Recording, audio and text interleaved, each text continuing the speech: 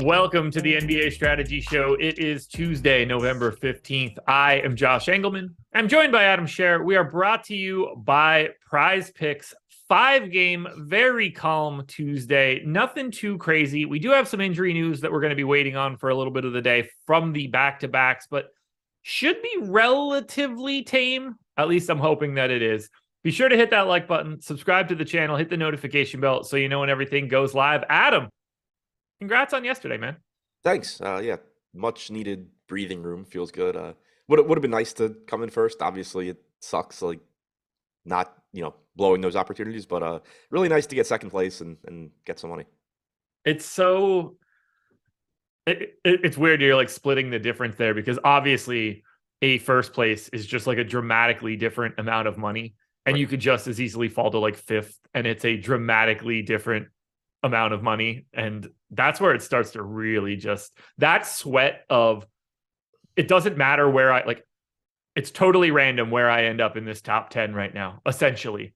And I desperately need it to be one more than 7. Yeah, I mean, and that's the other time I came close to winning an NBA tournament so far this year. Going into the fourth quarter of the last game, it was like a lot tighter sweat. So it was just like, oh, well, I'm in second. I can get first pretty easily. I can fall to 8th pretty easily. And I did end up falling to like 7th or 8th. Yesterday was basically like, there's no way I'm going backwards. Like I just had more guys playing than everybody. So it was just, I wasn't sweating. Once I got to second, I was in second. I didn't have to sweat that, but yeah, it's still just, I mean, it's one of those things that you can't describe it to people that don't play DFS. It's like, oh, I made 30K last night. And they're like, holy shit. And it's like, I was a random 3-pointer by my guy away from making another 70. You know, like, and some nights it's like, and if I didn't get that 3-pointer for myself, it was 20 less. Right, exactly, yeah. Those are the days where it's just, the heart palpitations get real. Yep. Much easier day today. 7:30 lock. We got a 7:30 game, an 8:30 game, a 9 o'clock game, and then 2 at 10 o'clock. I'm going to be in the car from the moment the deeper dive ends, and I'm going to try to play this slate from my vehicle. That is going to go quite poorly when someone gets scratched. Because I want to sweat something while I'm in the car, and I don't have anything else to do. You're just playing one lineup, right? No, I'm going to max enter on FanDuel like normal. From your car? Well, I'm going to have them in after, like I'm going to put my lineups in after we're done the deeper dive. Keep my eyes on it for that first, 45 minutes. Make sure nothing happens before Memphis and the Pels. There's an hour after the first game. So like, we're probably not getting anything crazy in that window. Just have to pay attention, stop, pull the laptop out, do any late swaps or something like that, and keep it moving. I don't have a destination. I don't have any time that I have to get to I have a destination, but it doesn't matter when I get there. I'm just going to show up at a hotel and go to sleep. That's what's happening. Are you driving or is your wife driving? I am driving. Okay, so you're going to lose money while also probably dying. I could. Well, it's not like I'm going to be crunching and driving. I'm just going to pull over or stop or go to a gas station or something and take the 15 minutes. Okay. How bad could it be? It's 5 games. Yeah, that's true. And I only have to worry about 2 swaps, basically. I'm going to assume that nothing happens for Memphis Pels after I put my lineups in, at which point I got to worry about 8:30 and 9 o'clock. And then it's just not all that interesting. OKC's not on the slate, so that helps. We should have more San Antonio news. Yeah, that's the only tricky one heading into 10, but I could plan ahead for that one. How great of a story is it going to be, though, when I bink? Right, yeah. So, make sure you have signal at a rest area to late swap. Lemons, where do you think I'm driving? 2020. Yeah, 2020. No, I'll be on 95, man. There's service everywhere. It's 2022. I don't got to worry about not getting 3G on my ride home, or I wouldn't be doing this. Surely there's a McDonald's somewhere off of Interstate 95 that has free Wi-Fi at 8 o'clock at night. But yeah, I'm kudos to you. I want to take your good vibes for your second place yesterday and turn them into good vibes for me for a first place today, at which point I'll have some fun. You ready to talk about this slate? Yeah. I'm buying all the Taco Bell on this ride if things go well. Midnight Taco Bell run, some fourth meal. It'll be good. How far of a drive are you? I might as well be driving to you, man. You're going to PA? Western Virginia. Oh, yeah, you told me that. Yeah. So not fun. It's going to be real shitty. But at least I'll have basketball to sweat. I can listen to the radio broadcast. That'll be a real thrill. The Memphis Grizzlies are the first game of the night, 7:30 p.m. start. They are 2-point underdogs in New Orleans. And the interesting part for Memphis, we have a doubtful tag on Desmond Bane. Doesn't look like he's going to be playing today. Ja Morant is back. And probable tag on Jaren Jackson Jr. Welcome back, boy. Triple J. Here we go. Well, it's not 3 years ago, man. We know how to project things now. Yes, glad I made some money yesterday because it's about to disappear real fast. It is. Well, luckily for today, you probably don't want to play him. But let's just talk about Memphis, where this feels a little aggressive. We got to start with Ja. 10-1 on DraftKings, 10K on FanDuel. I like Ja Morant quite a bit. 35% owned on DK, 45% owned on FanDuel. I feel like he's coming in a little heavy, but talk to me. What do you want to do with Ja here? Yeah, I mean, I think he clearly looks really good. Like, we're assuming Bane isn't going to play. That opens up more for Morant. I'm assuming Jackson's going to be at least somewhat limited. I mean, he typically is anyway because he fouls so much, but yeah. Outside of that, so it does make Morant look really good. Pulling 31% on DraftKings, obviously that's quite a bit, but also a 24% chance of being optimal at $10,100. Like, that's a pretty high mark. So I think Morant looks really good so far this year without Bane on the floor. 167 minutes for Morant, 1.62 DraftKings points per minute, 42.9% usage rate, 43.8% assist percentage. Basically turns into Luka Doncic when Desmond Bane is not on the floor over a small sample this year. How do you want to manage something like that? I tried to loop in last year having Jaren available, Dillon Brooks being available, because that's where it started to get squirrely. Morant and Brooks played so little together over last year and even for this year that the rates are skewed because of Dillon Brooks just being a crazy person when he's on offense. How much are you willing to juice up Ja? And then how does he look for you in comparison to, say, Dame at 9,900, Paul George at 10,4, KD, all the way up to that crazy Luka price? Yeah, and I mean, going back to last year, if you just take Desmond Bane off the floor, Morant sees a bump in usage up to around 37%. He's around 1.4 fantasy points per minute. If you put Dillon Brooks on the floor, you get 200 minutes, 1.33 DraftKings points per minute for Morant, 33.5% usage rate. It's really difficult to figure out exactly how to balance it out, though, because normally I would just say, like, I prefer the larger sample because it's a larger sample. But like Desmond Bane is such a different player this year than he was last year. It's kind of like we've seen with Toronto where, you can look at what they did last year without Siakam and it's going to point you in the right direction. But Siakam's a totally different player this year in terms of what he's doing. It's the same thing with Desmond Bane where, you really could see a bigger bump for Morant than normal because like Morant is obviously great also. And then, Bane is just doing so much in this offense. So at the very least, it makes Morant look better. Exactly how much better, I don't really know, but certainly better. Really, really like him here. Yeah, right now I have him at the 33% usage mark, a 40% assist rate, 1.4 fantasy points per minute for the game. Might be a little light there. Just when you start getting into those, like, oh, I got to give this guy 37% usage or something, you start getting a little bit nervous about some of those samples, but I'm probably a little bit light on Ja. He just continues to take those steps forward. I am certainly interested in Dillon Brooks. 6K on DraftKings, shooting guard, small forward, pulling 20% ownership. And then you go to FanDuel, where he also has the shooting guard, small forward eligibility. He is 5,200, pulling 37% ownership. In a vacuum, I like Brooks more than Morant just because I like some of the other pay-up options around Ja. But with Brooks at 5,200 on FanDuel, that dude's just going to shoot. Yeah, that's what he does. In the 200 minutes that he has shared the floor with Morant and without Bane since the start of last season, 26% usage rate for Brooks, not doing much of anything else, 13% assist percentage, 5% rebounding percentage, 0.91 DraftKings points per minute, 0.87 FanDuel. But obviously he's going to take his opportunities. And also, not that I ever get too bogged down into matchups, but pretty good chance the Pels are happy throwing Herb Jones at Ja Morant and letting Dillon Brooks take some shots. Certainly could encourage him to shoot a bit more. Yeah, I would certainly be game planning in that particular way. That seems like the way to do it.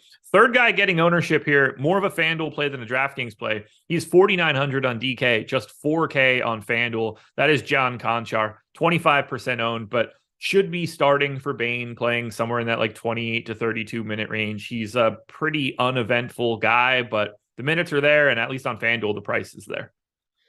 Yeah, DraftKings a little bit, more difficult to get to at 4,900. Still 5 game slate and probably starting. Like he's obviously playable, but like the FanDuel price a lot more. You're talking about around a zero point 0.8 fantasy point per minute guy, I believe. 0.84 DraftKings points per minute for Conchar since the start of last season, or 0.81, keeps updating.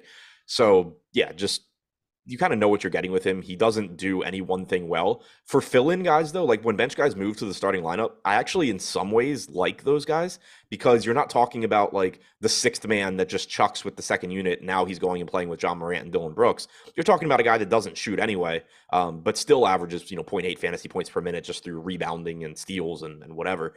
So, again, at 4,900, certainly not going to be excited about him. Might just fall into some lineups.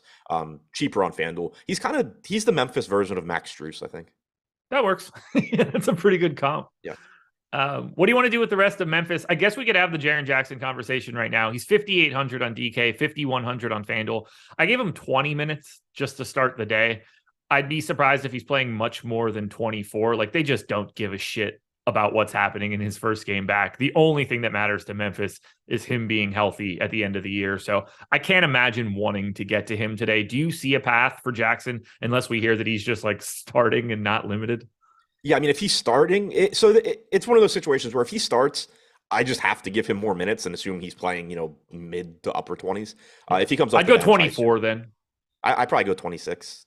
Okay. So, like if he's starting, because I mean, with him too, you also have to keep in mind he fouls. So like, it's not just he's just going to play 28 minutes because he can. Like there's still the chance, like you kind of always just have to under project his minutes a little bit. So Yeah. I'd probably go like 26 there if he starts.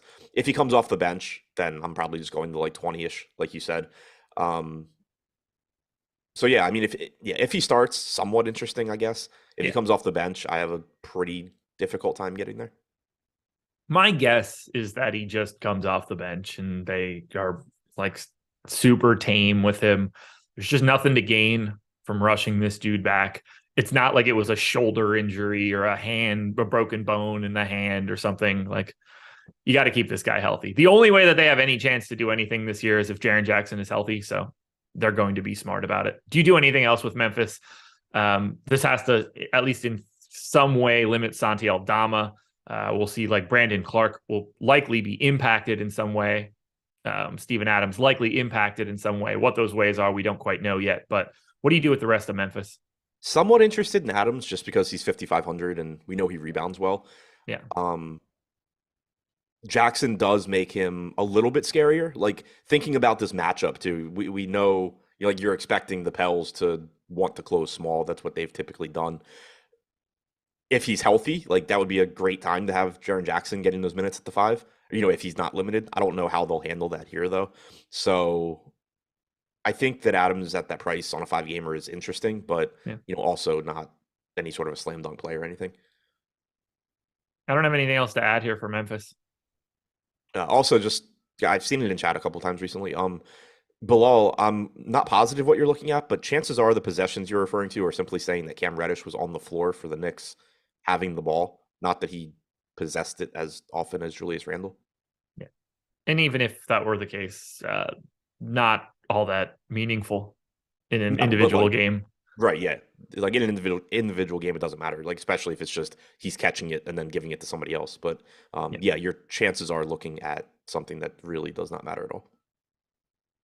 On the Pels side, it's either going to be ugly across the board or things will open up quite a bit. Zion Williamson is questionable for today. Everybody else that could be playing and is available is just normal availability. So if Zion is in, I don't think anything for the Pelicans is anything you're like really trying to get a lot of. Ingram's fine. McCollum's fine. Zion's fine. I'm not going to Joe Bell on DraftKings at 7,200 if Zion is in. That's insane. 6,200 is probably still kind of insane. Do you see anything different if they're all in? Do you have a guy that still stands out to you?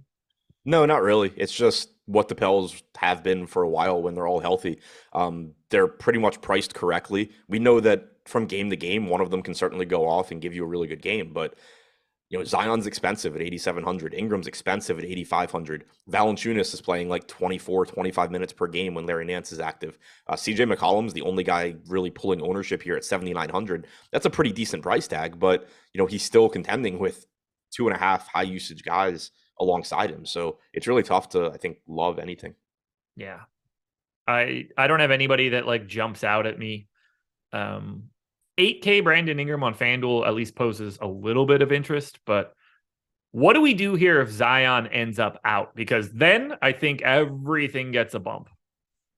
Yeah, so do I. I mean, if Zion's out, that's a lot of usage that disappears and funnels specifically to McCollum and Ingram, Jovel to some extent, but again, expecting to play a lot less minutes than those guys. So would certainly make McCollum and Ingram look better without Zion on the floor this year. 29.6% usage rate for McCollum, 33.1% for Ingram.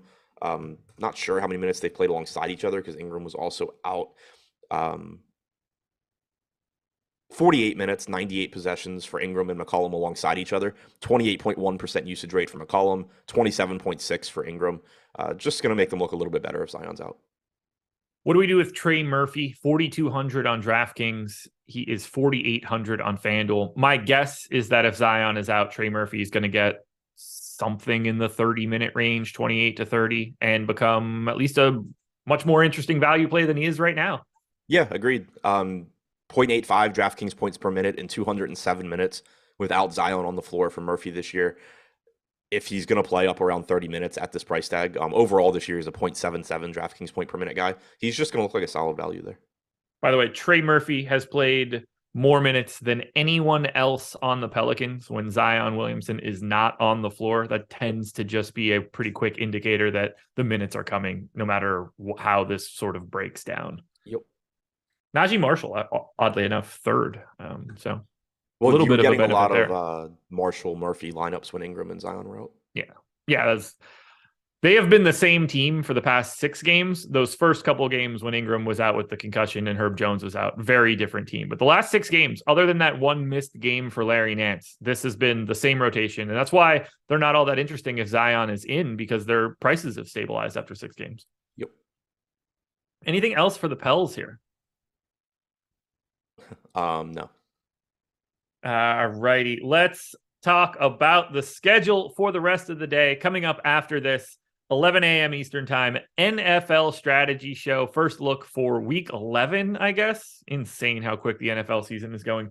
PGA strategy comes up at 1 p.m. We've got the NHL strategy show at 2, unless Jordan is going to tell me that that doesn't exist again. 5:30 is the NBA deeper dive. Myself and Adam will be back for that one. And then you get NBA live before lock from 6:30 until 7:30. Game number 2, 8:30 start. The Clippers are 7-point underdogs in Dallas, 211 total. If you hate getting to the Clippers generally, congratulations. Today is so much better for you because they play the worst team that you could possibly play in basketball. 211 total is 18 points lower than the game we just talked about. It is 20 points lower than the game we'll talk about after it. It's just a very, very different scenario. For the Clippers, we do get John Wall back.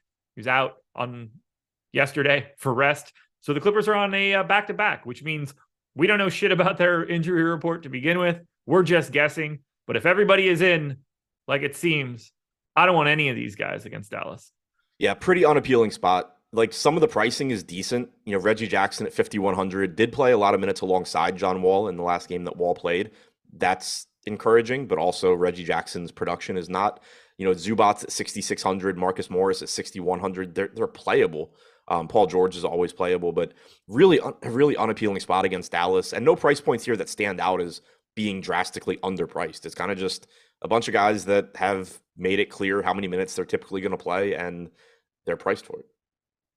Yeah, this is just tough. Zubats is 6,400 on FanDuel. Like, just the way that center works on a 5-gamer, you could always sort of get to those 30-plus minute game guys if you think he's getting 30 plus minutes. I mean, I do, but like he certainly doesn't have to. This team is weird as shit. It is all single digit ownership on the DraftKings side. 8% Marcus Morris is the highest owned guy on DK. We get George and Morris and Zubats into the low teens on FanDuel. That's just a function of roster construction there. You're always going to see slightly bigger extremes. One, there's an extra roster spot. Two, the positions are firmer. I just don't, unless we get news that like one or two of these guys are just going to sit. I mean, like my assumption is Robert Covington leaves the rotation again. He played yesterday, but didn't play back-to-back games on Wednesday and Saturday. But who the hell knows? I just can't look at the Clippers and think in a matchup against the slowest team, I'm going to find value here if everybody's in. Yeah, to me, it just kind of the way ownership is shaking out right now makes sense. It's just like 5 to 8% ownership for all of the starters, and that is perfectly fine. On the Dallas side of this one, phone's ringing. Definitely don't want that to happen. Forgot to put the do not disturb on. Nothing worse than having the phone ring in my ears while I do this show. For Dallas, everybody's available. It's the same sort of thing we've been getting. Christian Wood came back on Saturday, so we get him straight back into his like 25 minutes a game. Luka is 12,800 on DK, 12,400 on FanDuel. Pulling the ownership on FanDuel, 27%, just 12 on DraftKings. I think we might have enough value out there today that Luka's still fine. And on a 5-game slate, given his raw point ceiling, like he might not need as much as you normally think he does. How do you handle Luka today against the Clippers? What generally is not a great matchup for him. Yeah, I mean, he's also really expensive on DraftKings. So 13% ownership, to your point, on a 5-game slate when you're talking about Luka, it's just a lot easier for him to be the guy that you have to have than it is on larger slates. So that's pretty appealing. But at the same time, he's really, really expensive. We haven't really hit on a lot of stuff so far that looks great from a mid-range standpoint. So that also makes him look a little bit better. But I think the part where it's going to be most difficult on DraftKings is like, unless we get enough value where I can play Luka and Morant in a bunch of lineups together, it's going to be really hard for me to pay $2,700 more for Luka than Morant on a frequent basis. Okay. Yeah, I was curious where you were going to end up there. FanDuel, obviously, it's just a slightly different scenario. Just the freedom of rostering people. One less roster spot, but $400 more for Luka. That's going to be pretty tricky as well. I am getting to Luka today. Didn't work for me getting to Giannis yesterday. We'll see how it works for me on FanDuel getting to Luka. But then I look at the rest of Dallas and I think to myself, I mean, maybe Spencer Dinwiddie, whose minutes just continue to mildly climb from the beginning of the year. But Dorian Finney-Smith just doesn't play as much as you would think that he is. Reggie Bullock plays less than you think he would. Tim Hardaway's not good. Josh Green's not good. Dwight Powell is now the center, but is properly priced on DraftKings. Well, do you see anything else for Dallas that you want to do? Not really. Dinwiddie at 6,700, like he's been playing well, but I do have a couple of concerns with him because for one, last game, he only played 32 and a half minutes. We had seen him playing, 36, 37 minutes when guys were out. I don't know if he gets back to that mark until somebody else is out, or are they going to, kind of rein it back in and get him to that 32, 33 minute mark. And then also, Christian Wood being back cuts into Dinwiddie's usage because Dinwiddie runs with that second unit. And when Christian Wood's out, it's just the Spencer Dinwiddie show for the 12 minutes that Luka Doncic isn't on the floor. Now he has to share the ball with a very high usage Christian Wood, and that's going to cut into him a bit as well. And all of this is as his salary is slowly rising because of those games he was having with Wood out. So I think Dinwiddie on a 5-gamer is playable. Like he still obviously can just run into a good game even in 32 or 33 minutes at 6,700. There's also the chance he does play a little bit more, but I hate it when you're getting a rising price tag while everything around him is getting worse for him. That's kind of the issue with Dinwiddie. He would be my second guy from the Mavs, I think. Christian Wood at 6,500, if you want to just hope that he lights it up in 24, 25 minutes, you can. But the problem with him is that you're just frequently not going to get those closing minutes because he's Christian Wood and Jason Kidd realizes it. So, you're kind of stuck there. But yeah, if you're going to play Christian Wood, 5-gamer, 6,500 makes sense. But, still not anything I'm super confident in. This game is a reason why I'm also okay with playing while I'm in the car, because there's no injury news that we're really waiting on for either one of these teams. And I think the game is just total shit from a DFS perspective. So I might just barely have it and really only have to pay attention for like 9 o'clock and 10 o'clock. Yeah. The answer to how do you fade Luka is you build a lineup that just doesn't pay for the most expensive player on the slate. I mean, 87% of people on DraftKings are fading Luka right now. Even Chalk Luka on FanDuel is going to have 72% of lineups built without him. It seems to be the easier question is how do you play Luka? Right. Yeah, and I'm not saying that like, oh yeah, Luka's a bad player or anything, but like that's just an insane way to look at this. Like, how do you not play the $13,000 guy? This isn't FanDuel single game where you're looking to get the highest score, and the chances of Luka getting the highest score in this game are like 60%. Right. Yeah. Look, I agree. I think he looks good. He's in about half of everything I'm doing on FanDuel. Very different discussion than the DraftKings side, where he is much more difficult to get. Like, he's properly owned at 13%. He came out of my sim at 14. Like, that's you need a lot more value for Luka on this slate, on a 5-gamer to be able to feel comfortable getting to 12-8. Do you wish his price was a little lower? No, I actually like I like when the stars are actually priced where they should be. Yeah, if it got to like 12-5, I think that'd be fine. But like, I think this is good for roster construction and makes it a decision point if you can get to him or not. Right. Yeah. Because I hate it when it's, they're all 11-3, 11-5, and the most underpriced guys on the slate are the best players on the slate. And it's just like, all right, well, I really like these mid-range guys, but I can't play them because they're not, $1,000 cheaper than they should be, like Luka is. I like actually having that decision point. Anything else for Clips? Dallas. What a terrible game. Nope. To the Knicks we go. The New York Knickerbockers still without Mitchell Robinson in this one. They're 4-point underdogs in Utah, 231 total, which means we're going straight back to Isaiah Hartenstein on FanDuel. I assume that the public will join me for this one this time, which will annoy me, but Randall, Barrett, Brunson, all like 15 to 20% owned on DK, all around 20% owned on FanDuel. Hartenstein gets way more ownership on FanDuel because he is a $4,800 power forward instead of a $5,300 center, but he still looks good. Obi Toppin's getting some love on DraftKings. I think that's more of a testament of just where the value is so far, although he is lightly interesting.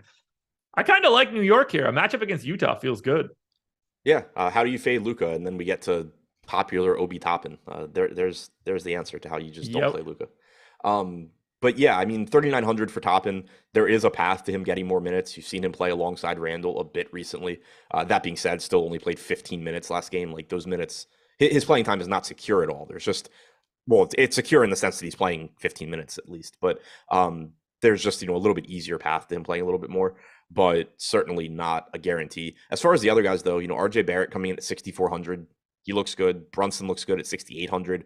Randall at 8,100, I think, looks fine. Again, there's a path to him playing more minutes as well. He played 33 last game, and we have sort of seen the minutes dialed back a bit. In the first game that Robinson missed, Randall played like 40 minutes. You got a lot of him alongside Toppin. It seemed like that's something they were going to do. Then Jericho Sims became a bigger part of the rotation, and that has pulled Randall back a bit as well. So, I think when Robinson was in, I was typically projecting 33 minutes for Randall. Now I go like 34, 35. Still can't really go much higher than that, I don't think. So I would say Barrett and Brunson at their respective salaries are the ones I like the most, followed by Randall. If Hartenstein starts at 5,300, I don't mind that. I still have no idea how to handle his minutes. He started last game, played 23 minutes, didn't play it all down the stretch, but you had Jericho Sims play the entire time. That's somebody that is replaceable. Like, there's no reason he has to like play the whole rest of the game. So at 10% ownership, 5,300, if Hartenstein starts, I'm just going to go to like, I don't know, 26 minutes, something like that. And he'll probably show up a decent amount for me. Yeah, they were getting their asses kicked too at that point in time. So there wasn't really a situation to be I'm not surprised they didn't bring Hartenstein back in at that point. Like Randall and Reddish came back. Yeah. Barrett and Brunson and Hartenstein did not. Yeah. And minutes were just crazy there. RJ Barrett played 19 minutes. Brunson played 24. Hartenstein played 23. Like, you get this nonsense Reddish game. I have no interest in Reddish. Do you? I mean, like unowned Reddish. Yeah, 5-10%, whatever on a 5-gamer. But like, I don't. He's not Yeah, I my mean, guy. 4,500, that's getting up there. He's been really bad from a fantasy standpoint this year. He had some appeal when he was min salary just because he's playing, around 30 minutes. He actually had a good game last time out, Yeah, he which, smashed. yeah, few and far between. But um, yeah, with the price jump, I don't really have much interest. Okay. And then obviously, I assume you're on the same page here that Isaiah Hartenstein as a $4,800 power forward on FanDuel is a much different play than a $5,300 center. Yeah, agreed. Yeah. He's my most exposed player right now. I have 78% Isaiah Hartenstein. Sign me up for all of it. Can Do you you have do any anything with interest? these? Go ahead. Do you have any interest in a completely unowned $3,100 Derrick Rose? No, Okay. Like, I know he's only playing 14 to 16 minutes, but like, he's a good point per minute guy. he is. I think they're slowly but surely making him be less and less for this team. Um, First guy off the bench last game. I don't know if it was the Zach Lowe pod or Nate Duncan, but um, they're starting to see some like age in Rose. So we'll see. Yeah, I mean, he's been just the pure backup to Brunson, basically. Yeah. Yeah. I mean, like, look, it's what's the most minutes he's played this year? 17, something like that. Yeah. Could it like, I mean, there are crazier plays than Derrick Rose, that's for sure. The only But reason look, I brought it up is if I Toppin's always going to be have 15% owned, I think that's like interesting if you want to have different Knicks value. Like if Toppin's getting 15. right. That's kind of what I was thinking because like I always end up having to walk that line with Derrick Rose because I project him for his minutes and it gets him to like 16 or 17 fantasy points. And then I'm like, shit, Derrick Rose is actually showing up in some lineups, even though he doesn't have that like top range of outcomes. So I end up cutting him back. But then on a 5-gamer, it's just like, well, he can if he's gonna play the same minutes as Obi Toppin a good percentage of the time, and everybody's gonna play Obi Toppin instead, why not? That I agree with. We go to the Utah side. Utah looking pretty similar here. They've got everybody that they normally have. They run the same rotations basically every night. Utah is really difficult to sift through. Here's the ownership on some of the prominent Utah Jazz guys. I'm not even going to say their names because it doesn't matter. 21, 27, 22, 16, 25, 21. I mean, these guys are just, there's like 6 dudes that are 20% owned, and that doesn't even say anything about Malik Beasley, who's played 29 minutes in 3 straight games. I just kind of like everybody that plays 20 plus minutes for the Jazz today. Yeah, same. The pricing is just really, really cheap across the board. Like Lauri Markkanen on DraftKings is the most expensive guy by $1,200, and he's only 7,500. So he's going to look solid. Jordan Clarkson at 6,300 is going to look good. Conley's only 5,600. Vanderbilt's only 4,700. Obviously, with Vanderbilt, you run into the issues of 1, he fouls a lot, and then 2, he's not always going to be in the closing lineup. Frequently, he's not going to be in the closing lineup if it's a competitive game or they're playing from behind. But at 4,700, you just need his 24 or 25-minute average, and you're happy. If you happen to get the Jared Vanderbilt 28, 29-minute game, then you're in really good shape. So perfectly fine going to him. Sexton still only 4,400. He hasn't played quite as much recently, but you kind of just had that one fluky game where he barely played. Played 25 minutes last game. Still basically closed both halves, closed the first half, played until the 1 minute, 19-second mark of the second half. As long as he's going to continue to sit at 4,400, I'm just going to keep playing him. Malik Beasley, like you said, playing more minutes. This whole team just is underpriced, I think. And it's just, they're very clearly not giving those minutes to THT, to Rudy Gay, and to Walker Kessler. So it's sort of just like, all right, Markkanen and Conley are just going to be out there for 30 plus or like around 30. That's fine. And then you kind of just want to hope you get the random number generator right for the minutes on whatever other guy is there, or like at least massage them a little bit to get more of whatever guy. But ownership doesn't seem to matter for it. It's just 20s across the board. Do you worry about groups for Utah? Not really. So like they have a lot of guys that play multiple or that can play multiple positions, so I don't worry about it too much. Like obviously they'll play Vanderbilt alongside Olynyk. They start that way. Maybe like if you it starts to get into groups that like I don't think I'm even really gonna get. Like I'm not worried that I'm going to get a bunch of lineups where I have Kelly Olynyk plus Jared Vanderbilt plus Malik Beasley. I probably don't want all 3 together. It's unlikely. Like if Beasley's closing, Vanderbilt probably isn't. And if Vanderbilt is closing with Beasley, Olynyk probably isn't, because you assume that Clarkson, Conley, and Markkanen are going to be closing. Yeah, I don't really think that there's many groups I care about here. Like I don't want Walker Kessler with Kelly Olynyk. I think that goes Yeah. without saying. Yeah, that's fair. I have nothing else for Utah, but they look damn good. Who would have thought Knicks Jazz would be the best on paper game that we would look at so far? Yeah, that's pretty crazy. Because normally it's like, oh, it's the Knicks. That's the shittiest matchup, and they have the highest total by a mile, thanks to the Jazz. Anything else here for this one? Nope. PrizePicks is the sponsor of this video. If you click the link in the description, head on over to PrizePicks and make a deposit. They will match that deposit up to $100. You do not need an optimizer for PrizePicks. You're taking player props, over-unders. Put together 5 on one card. You will net up to 10x your entry fee. You could do that for the NBA, NFL, college basketball, hockey, soccer. The World Cup is coming, Euro, golf, all of that stuff. And you can mix and match across sports if you want as well. Now, Adam and I are going to talk a little bit about some raw points props for some of these guys in the NBA. Luka appears to be a big time talking point in chat. So how do you feel about over under 32.5 real points for Luka Doncic? Take the under. I would take a slight under as well. I got 31.7, so I wouldn't go crazy. Next up on that list, let's go to who would be fun. We'll go to his teammate. Well, what was his former teammate, at least. Jalen Brunson, over under 18.5.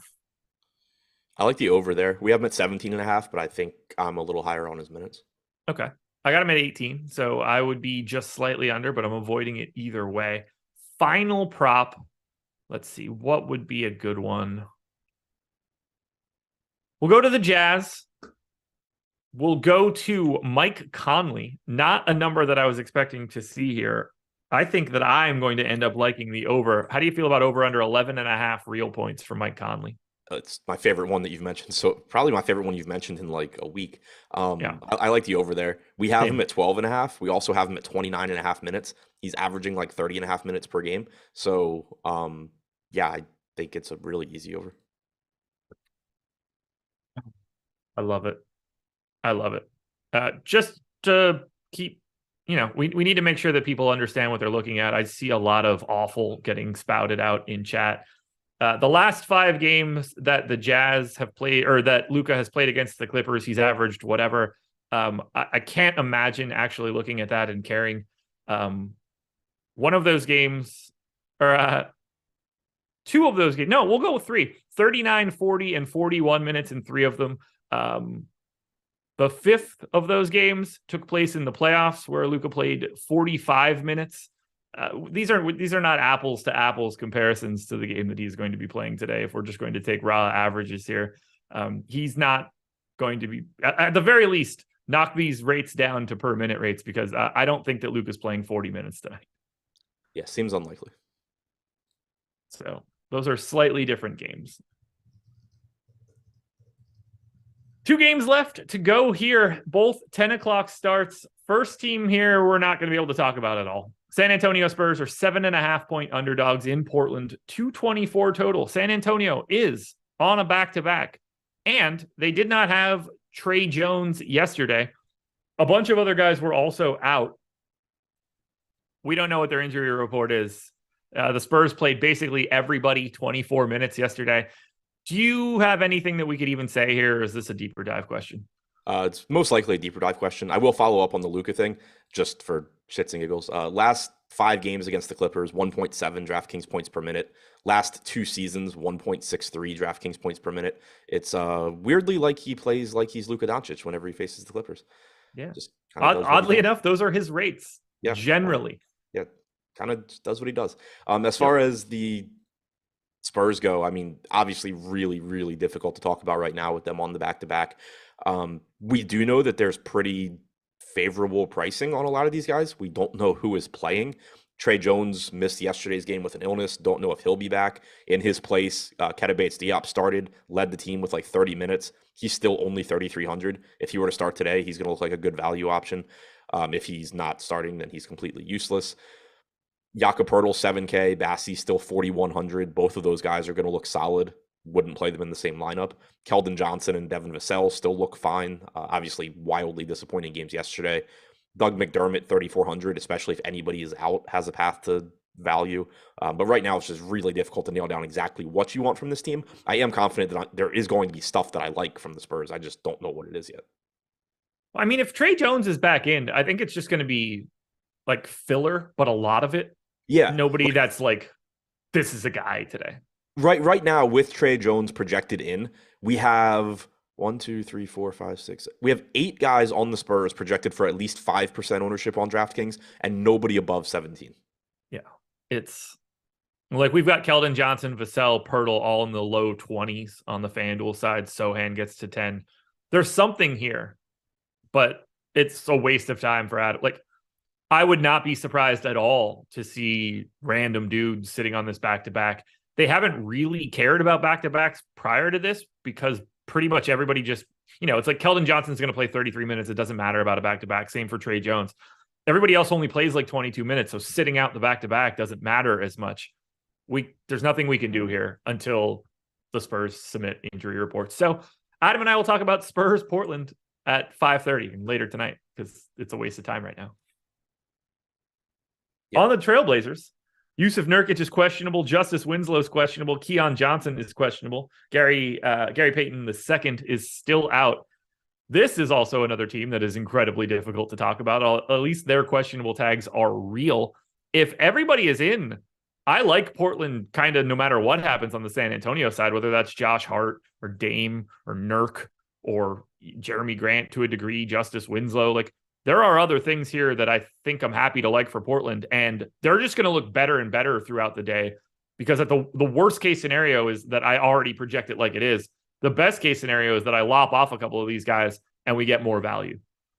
Yeah, on DraftKings, I think the pricing is kind of tight, but there's still stuff to get to. If Nurkic is back, he's only 6,900. He's going to look pretty good. Josh Hart, only 6,200. I think he's kind of just like a last guy in type guy for me. Right now, with the relative lack of value that we have, if you're playing more balanced lineups, Hart is somebody that can kind of just fit in there and you're getting 36 minutes from him and he's going to look decent. As more value opens up and it becomes easier to get to guys like Luka, for example, Josh Hart is going to become less important.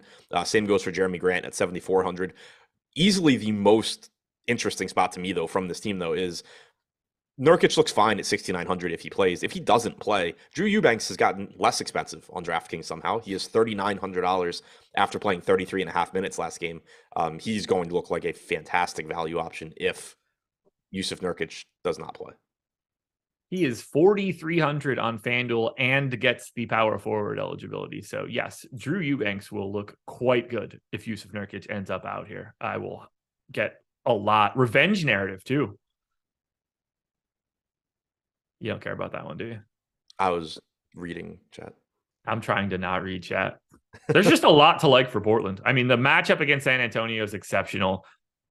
If they lose Nurk and Winslow in this spot, I think we get a lot of additional minutes that really, I mean, it certainly helps like the Luka scenario. We're just going to have so many more guys that you could pay down for. Yeah, agreed. As far as Trey Jones was sick yesterday, so he's sick today. I hope you realize the way that your logic works there is once you get sick, you never stop being sick. Yeah, that's truly an incredible Like, have you take. never been sick in your life before? You don't know how it works? Or have you just been permanently sick since the last time? Yeah, like if that's not normal. Get it checked out. Yeah, you should go to the doctor, man. Yeah. Yeah. We don't even know like how sick he was. He had like a bad clam and shit himself. Like, there's no telling. Why do we have to assume that he has like Ebola? Right. Yeah, like if he came down with the like legit flu yesterday, he's not playing today. Right. If he came down with like a 24-hour stomach bug yesterday, he's perfectly fine. Let's also add that players have played with the flu before. It's gone well occasionally. From time to time. Didn't go well for the Suns playing with COVID in the playoffs last year, though. They got beat by 100. Oh, man. Red Skittles has had some bad clam before. That's good. Haven't we all? One interesting tournament spot, I think, on Portland is that Lillard is $200 less expensive than Morant. I certainly prefer John Morant, but it's just an interesting spot to look at and just be like, in a particular lineup where it's just like, oh, I have a chalky lineup here. John Morant fits, but I can just make him Dame Lillard. We know Lillard has the same ceiling. He just has a lower median.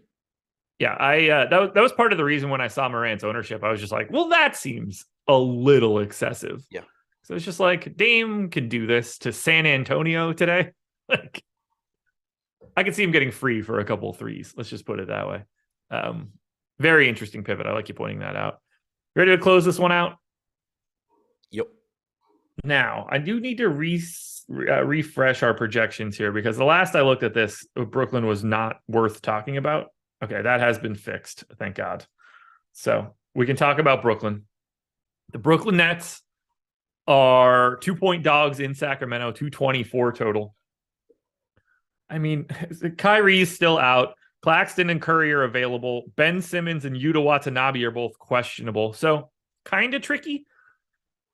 Durant's 20% owned on both sites and should be. Royce O'Neal, Joe Harris, Nick Claxton, 20% owned on both sites. Seems okay. I feel like everybody on Brooklyn is like slightly over-owned, but when it comes to the starters, Durant, O'Neal, Harris, Claxton, at least we know what those guys are doing pretty much no matter what the scenario is.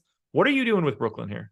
So I do want to clarify one thing there. We mostly know what the starters are going to look like.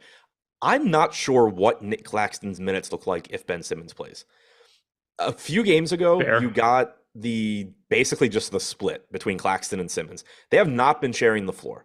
And that was something that we had seen earlier in the year where Simmons was they were staggering their minutes once they both started. Now they bringing Simmons off the bench, just using him as the backup to Claxton. We saw them split minutes. I know I was bitching to you about it the next slate, the 2-game slate. Claxton's like 40% owned. I play literally none of him. Ben Simmons just gets in immediate foul trouble, and Claxton plays a ton of minutes. So there's still like the chance that you just are typically going to get 28 for Claxton, 20 for Simmons.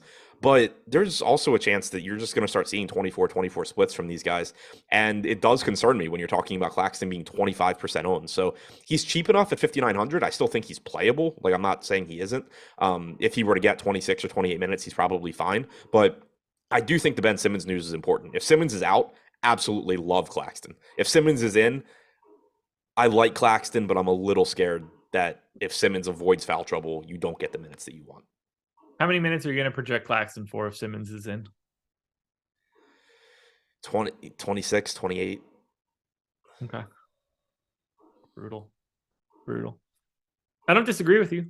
It really sucks that he's 5,900. Like, that's a great price. Right. Yeah. Like, I do think I got too aggressive with it the other day because I just went straight 24-24, which was a mistake. Like, I should have still given him the edge. But, like, yeah. I can't knowing that if I give Claxton 32 minutes, it means Ben Simmons is playing 16.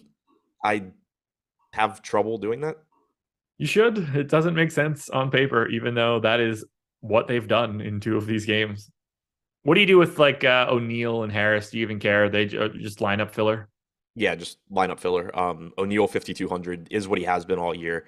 He's a 3/4 of a fantasy point per minute guy that is going to play a ton of minutes. Harris is playing more minutes. He's like a 0.7 fantasy point per minute guy, only 4,100.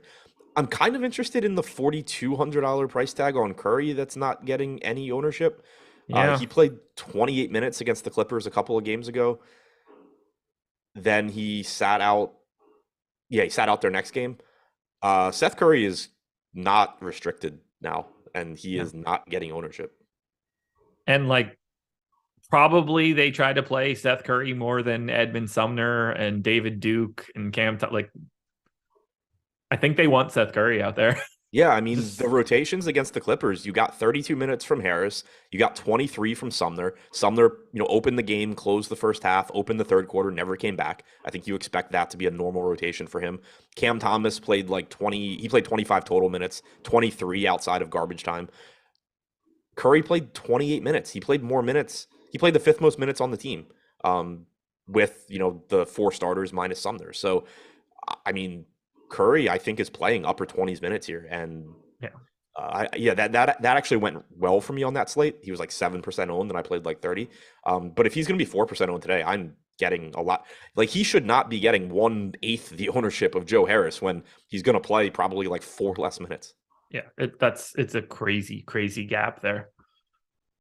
Sumner, oddly enough, is 19% owned. Do you want to do that at 3,600? It's just another function. Assuming everybody's in, at least. Like if Watanabe's in and Simmons is in, then like it's a different equation than if there's 40 more minutes to go around. Yeah. Yeah, like even if they're in, like you're expecting 22 minutes from Sumner at 3,600. It's kind of just a function right now of there not being better value. Anything else here for Brooklyn? I know we didn't really talk about Durant. I'm assuming you like Morant better than Durant. For 1,100 less, probably. Okay. I do obviously like Durant. He's getting 23% ownership. It kind of just goes without saying that he's really, really good, and Kyrie's still not playing. Yeah, I think they're probably pretty close to equal. It's really just how much do you want to give that usage bump to Ja? Like how real is it? Because Durant already has it. That's the situation. Yeah, with no Kyrie on the floor this year, 33% usage for Durant, 30.7% assist percentage, 1.47 DraftKings points per minute. The thing is, that's basically what Morant does, even if you don't give him the like ultra usage bump. If you just go with the Ja Morant production with Brooks on and Bane off since last year, which is like the lowest Ja Morant production that you can come up with, it's still in line with what Durant's doing.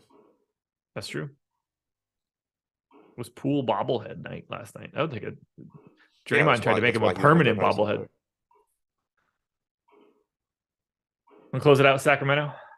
Yep. The Sacramento Kings today are at full strength, and they run the same rotation basically every single game. So this is actually pretty easy. No real ownership going to the Kings side. Fox, Sabonis, both around 15%. You get like Barnes, Herter, Monk, all around 10%. Basically the same story on FanDuel. I'm happy to get like some of these parts of Sacramento. I thought they'd like look so much better, but I think they're just all priced where they should be. Yeah, I'm with you. I'm enjoying chat, learning now that from a DFS standpoint, matchups don't matter a ton. Possessions still don't matter, especially the ones that you are looking at that are completely irrelevant. As far as Sacramento goes, I like the $8,800 price tag on Fox. He's seen an increase in usage this year. He looks really good. Just another guard that I just really want to get to. Malik Monk at 4,600, solid value option. Sabonis, if you can get there at 9,200, is going to look good. This is another team similar to, I don't remember which, the Spurs, where like it's just a bunch of guys that are filling in around 10 to 15%. Whether that's Barnes or Herter or Monk or Sabonis or Fox, all these guys just look like solid options. Yeah, nobody really just jumps out to me as like an individual play. Probably Fox more than anybody else, but nothing too crazy. And no, the Warriors should not start Poole over Clay. The Warriors' demise is a bench issue. Curry, Thompson, Wiggins, Green, Looney has been the best 5-man lineup of any team in the league so far this season. Their problem does not lie with their starters. Their starters are beating the piss out of everybody every time they're on the floor. I would not be trying to take Clay out of that to bring on bad defense in Jordan Poole. If you ever want to know if teams are any good, just look at their best 5-man line, like look at their primary 5-man lineup and see how it does. And you'll find out pretty quickly if the team is any good. It explains a lot. Yeah, Wiseman to the G League. Oh, really? Yeah, for like a while. I missed that. Yeah, they want him to get like run, which I mean makes sense. It's like if you're not going to play, then you shouldn't. Then you should be in the G League playing 30 minutes a game. Yeah, it's like what the Wizards did with their first round pick this year, except they didn't even pretend that he was good. They were just like, get the hell out. Yeah, that fucker should have stayed in college. I think they were so bad at drafting. I hate that. I mean, that was a laughable pick the moment it happened. That is not a benefit of hindsight one.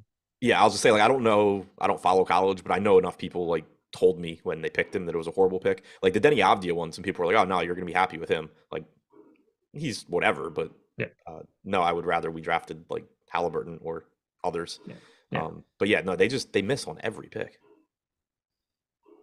Anything else you want to touch on for the Kings or for this slate? Nope. What has been the most popular Washington Wizards 5-man lineup? Morris. Smashing, Beal. Dude. Bring on the Wizards. You don't like Denny, you clown? Morris, Beal, Avdia, Kuzma, Porzingis, 139 possessions, plus 21. Really? Yeah. Smashing. They are 91st percentile in offense, 67th percentile in defense. All right. Well, I'd still rather be Tyrese Halliburton. I bet.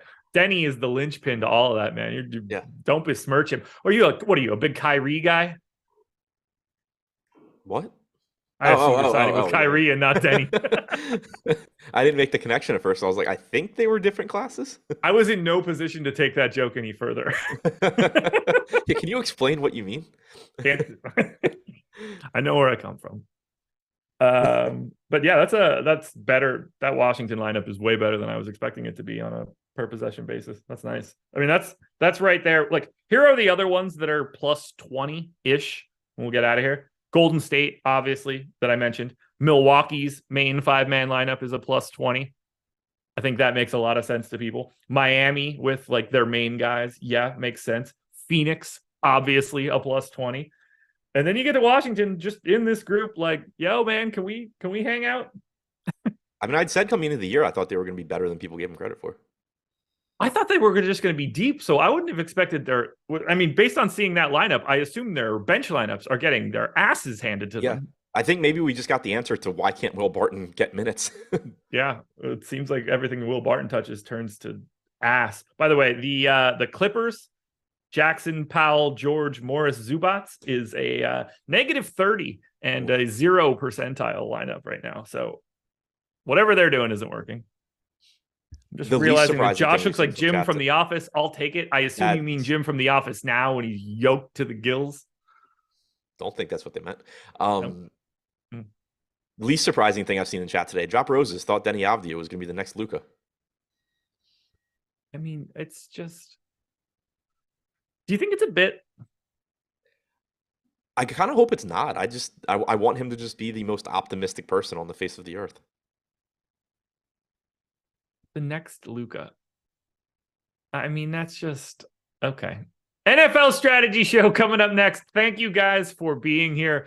Thank you to PrizePicks for being the sponsor. Enjoy the rest of your day. Adam and I will be back at 5:30 to break this one down again.